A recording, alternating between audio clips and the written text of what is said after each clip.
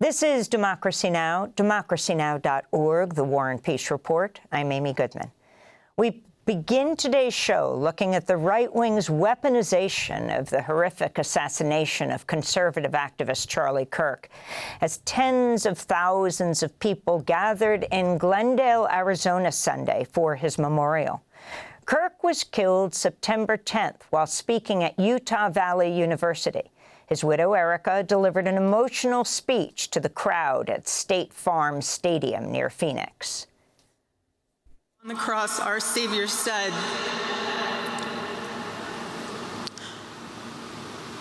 "Father, forgive them, for they not know what they do."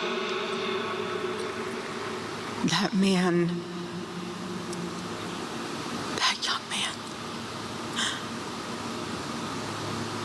I forgive him. Erika Kirk has just become the new head of the conservative group her husband co-founded, Turning Point USA.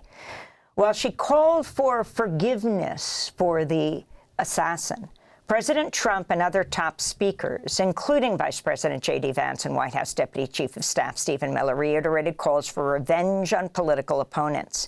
In his 40-minute eulogy, Trump hailed Kirk as a martyr and great American hero.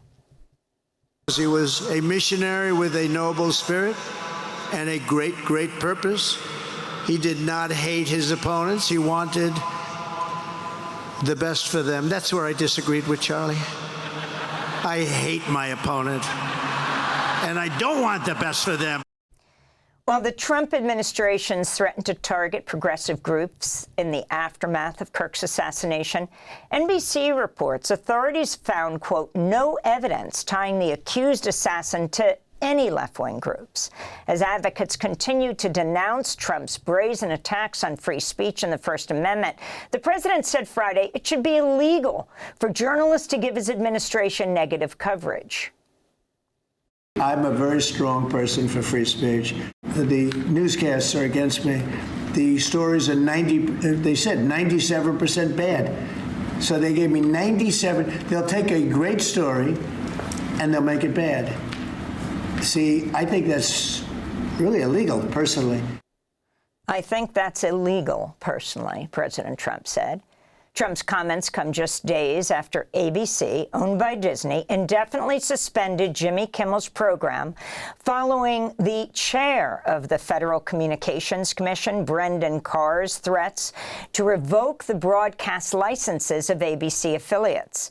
Carr recently told the right-wing podcaster Benny Johnson, quote, "We can do this the easy way or the hard way." You know, when you look at the conduct that has taken place by Jimmy Kimmel, it appears to be some of the sickest conduct possible. I mean, look, we can do this the easy way or the hard way. These companies can find ways to change conduct, to take action, frankly, on Kimmel, or, you know, there's going to be additional work for the FCC ahead. For more, we're joined in our New York studio by Jameel Jaffer, director of the Knight First Amendment Institute at Columbia University, previously deputy legal director at the ACLU. Welcome back to Democracy Now! It's great to have you with us. If you can talk about what's happening right now. First, this statement of President Trump, which he has repeated now a few times, that it should be illegal for journalists to cover President Trump negatively. Yeah. He said they are breaking the law. Yeah. I mean, let me start even before that by just stating the obvious. This killing of Charlie Kirk was a terrible, terrible thing, not just for Charlie Kirk's family and his supporters, but for our society. It is a terrible thing when somebody is killed because of their political views, and our democracy won't survive it if that becomes a pattern.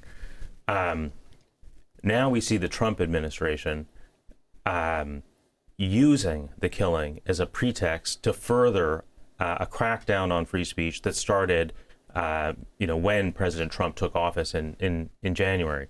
And this latest statement, the one you just mentioned, Amy, that where the president says, essentially, it's illegal to criticize me, I mean, is just really revealing what we have already seen through the president's, other policies. We have seen this wave of suppression directed not just at the media, but at universities, at cultural institutions, at law firms.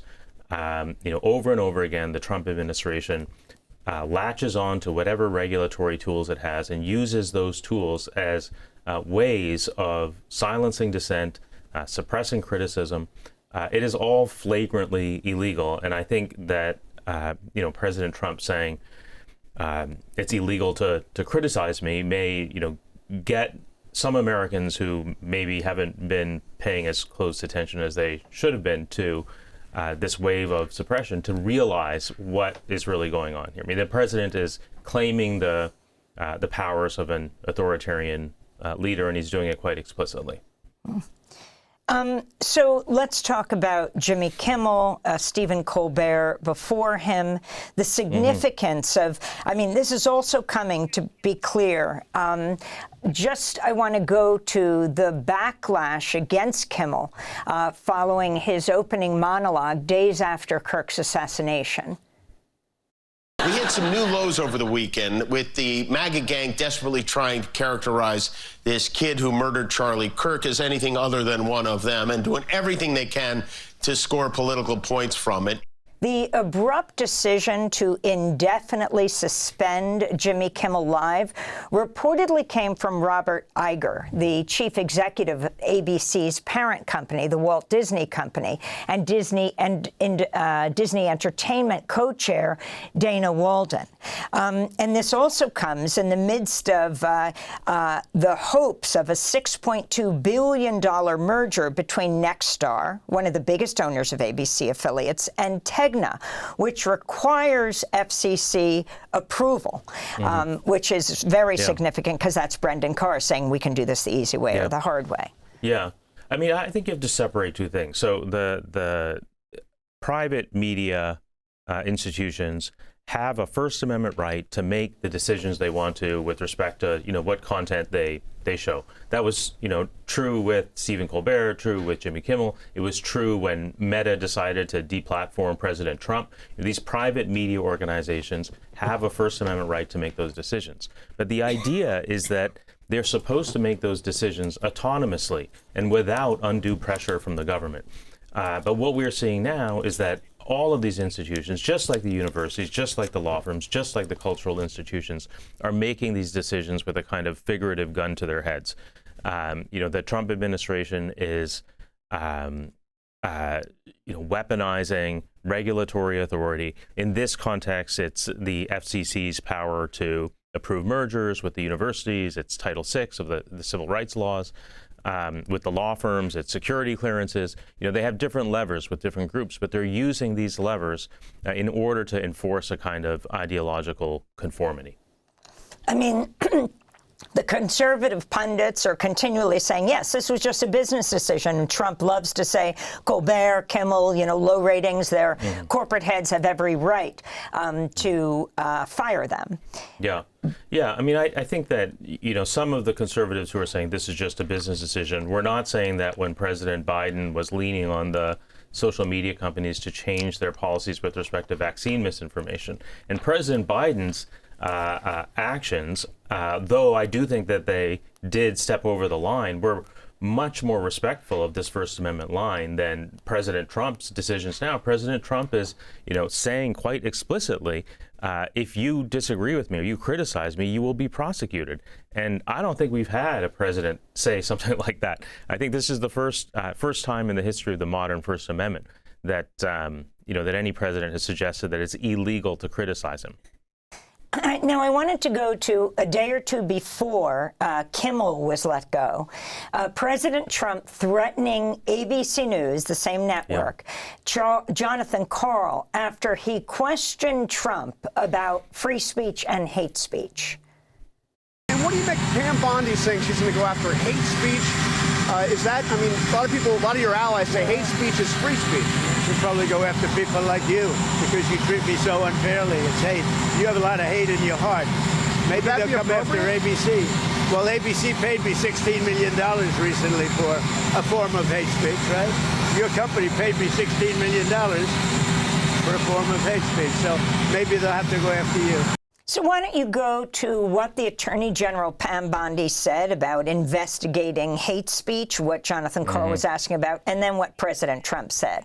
Yeah, I mean, I think, well, first of all, the First Amendment protects hate speech. Part of the reason the First Amendment protects hate speech is that there has always been the fear about the ways in which government authority would use the power to suppress hate speech to go after legitimate political speech. And I think you're seeing illustrated here why that fear is a very reasonable one.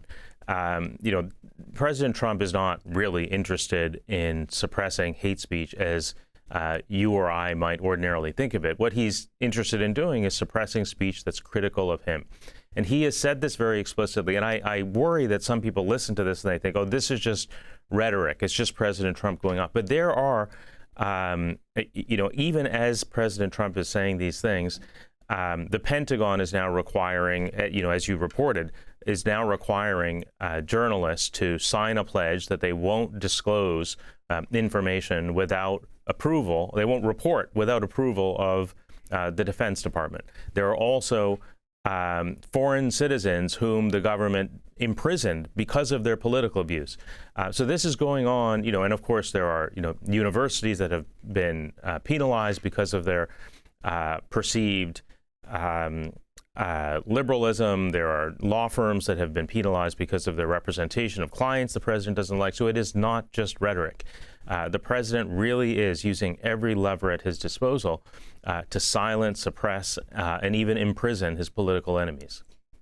This issue of the Pentagon that we also raised in headlines, this is truly, astounding. Yeah. That reporters cannot ask questions about or report on information in the Pentagon unless they sign a statement that they will have it pre-approved? Yeah, obviously, like a reporter who is reporting only the things that the Pentagon wants them to report is doing something other than reporting, right? That's not what journalism is supposed to be.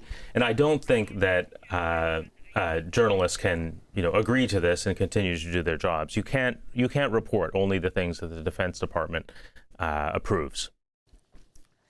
So on the issue of the divide right now in the country around free speech, it's been interesting. I said conservative pundits were saying, but there are also so-called broadcasters and conservative pundits and politicians who are actually raising a lot of concern, particularly afraid that if Democrats gain power, this will happen to them. For example, you have the Texas Senator, Ted Cruz, who harshly criticized the FCC chair, Brendan Carr, accusing him of mafia-like tactics, saying his threat to retaliate against media companies for speech on their airwaves is dangerous as hell, comparing it to Goodfellas. He said this is right out of Goodfellas. Yeah, he's right. And I think he's also justified in worrying about what will happen when other people have this, have this power. That is one of the reasons that people who might not otherwise be committed to principle end up committed to principle, because they just know that whatever power this president is given might be used and abused by another president in the future in different ways. And we've seen that over and over again over the course of our history. And Ted Cruz isn't the only one who I saw that Ben Shapiro also made a similar observation, and I'm sure that both of them are coming at these issues from a very different place than I am, but I think that they're right to be worried about the erosion of a principle that protects everybody. I wanted to also ask you about the law that Governor Newsom, the California governor, just signed into law called the Secret Police Law.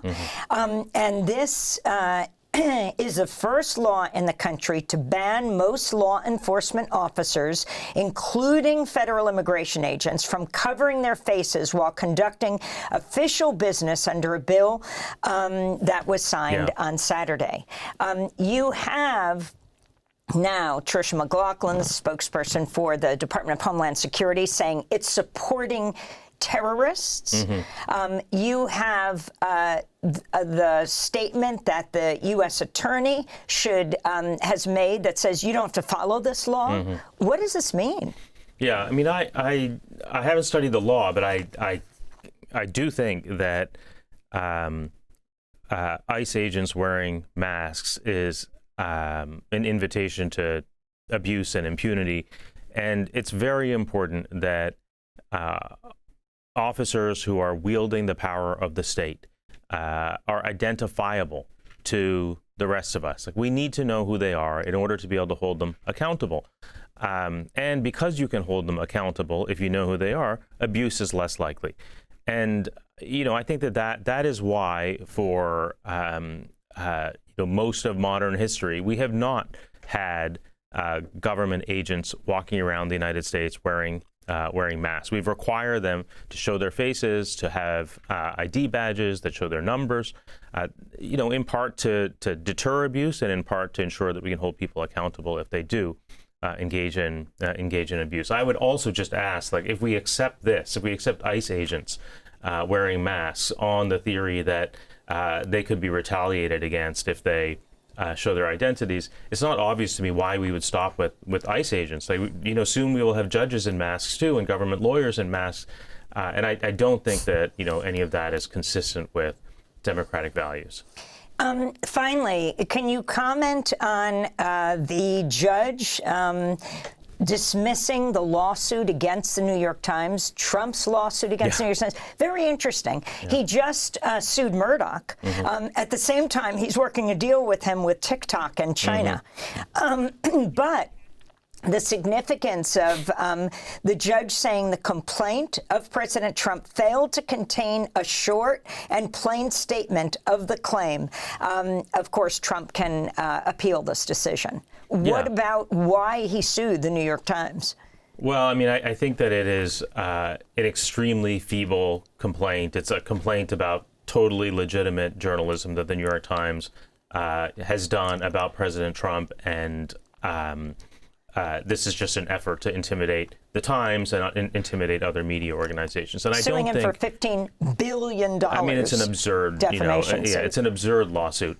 But I think that the risk is that it will chill not so much the New York Times, but it'll chill other media that don't have the resources of the Times from aggressively reporting about the president and his allies. Jameel Jaffer, thanks so much for being with us. Thanks, Director of the Knight First Amendment Institute at Columbia University, previously Deputy Legal Director at the ACLU. Thanks for watching Democracy Now! On YouTube. Subscribe to the channel and turn on notifications to make sure you never miss a video. And for more of our audience-supported journalism, go to democracynow.org, where you can download our news app, sign up for our newsletter, subscribe to the daily podcast, and so much more.